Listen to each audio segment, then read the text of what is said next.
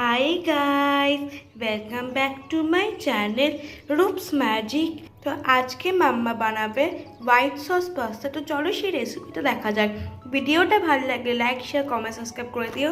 আমাদের সময় ক্রিয়েশনে ফলো করতে ভুলো না। তো চলো এখন দেখা যাক। তো আজকে আমরা হোয়াইট সস পাস্তা বানাবো, যার জন্য আমি এরকম টাইপের পেনে পাস্তা নিয়ে নিয়েছিলাম। আপনারা যে কোনো ম্যাকারনি বা পাস্তা ইউজ করতে পারেন। আমি এখানে 400 গ্রাম পাস্তা নিয়েছি, সেটাকে 7-8 মিনিট বয়েল করে নিয়েছি একটু হোয়াইট অয়েল আর নুন দিয়ে। এখানে আছে বয়েল করা গাজর আর বিনস। আমি একটা গাজর আর কিছুটা বিনস বয়েল করে নুন আর একটু সামান্য হলুদ দিয়ে এটাকে বয়েল করে রেখেছিলাম। এখানে এই হোয়াইট সসটা আমি বানিয়ে রেখেছি। এই হোয়াইট সসের রেসিপি কিন্তু আমার চ্যানেলে শেয়ার করা আছে, আপনারা চাইলে দেখে নিতে পারেন। এই হোয়াইট সসটা রেডি করা থাকলে কিন্তু খুব তাড়াতাড়িভাবে পাস্তাটা রেডি হয়ে যাবে। এখানে একটা মাঝারি সাইজের ক্যাপসিকাম আমি ছোটো করে কুচিয়ে রেখেছি। এখানে আছে একটা মাঝারি সাইজের পেঁয়াজ, সেটাকেও আমি এভাবে চপ করে রেখেছি। এখানে একটা ছোটো কাঁচা লঙ্কা, সেটাকে আমি ছোটো করে কেটে রেখেছিলাম। আর এখানে আছে 8 কোয়া রসুন, সেটাকেও কুচি করে রেখেছি।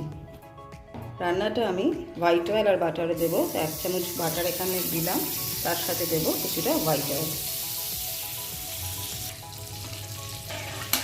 এটা একটুখানি ভালো করে মেল্ট হয়ে যাওয়ার পর আমি এখানে প্রথমেই গাজর আর বিনসটা অ্যাড করব। এবার একটু স্বাদ মতো নুন অ্যাড করে দিলাম, আবার এটাকে ভালো করে নাড়িয়ে নেব। এবার আমি ক্যাপসিকামটা এখানে অ্যাড করে দিচ্ছি। এবার আমি পেঁয়াজ কুচিটা অ্যাড করলাম। পেঁয়াজটা একটু বড় করে কেটে রাখবেন, তাতে একটা ক্রাঞ্চি ভাবটা কিন্তু পাস্তার মধ্যে খুব ভালো লাগবে। এবার আমি এখানে রসুন কুচি আর লঙ্কা কুচিটা অ্যাড করলাম। রসুন কুচিটা একটু লাস্টে অ্যাড করবেন, নইলেও কিন্তু রসুনটা পুড়ে যাওয়ার ব্যাপার থাকে। এখানে আমি একটুখানি চিলি ফ্লেক্স, একটু ব্ল্যাক পেপার আর একটু অরিগানো রেখেছি, এটা আমি লাস্টে অ্যাড করব।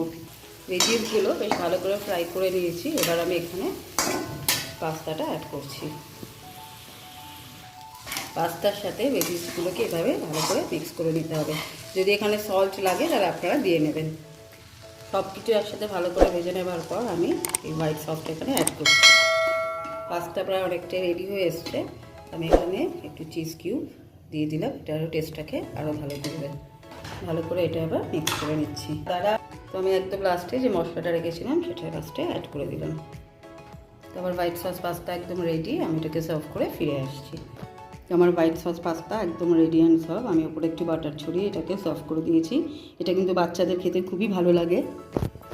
তো সকালের ব্রেকফাস্ট বা বাচ্চাদের টিফিনেও কিন্তু আপনারা এবার হোয়াইট সস পাস্তা বানিয়ে ফেলতে পারেন। তো আমার এই ভিডিওটা যদি ভালো লাগে তাহলে প্লিজ একটা লাইক করে দেবেন, শেয়ার করে দিও, কমেন্টস করবেন আর সাবস্ক্রাইব করে এখন। Bye bye, tata.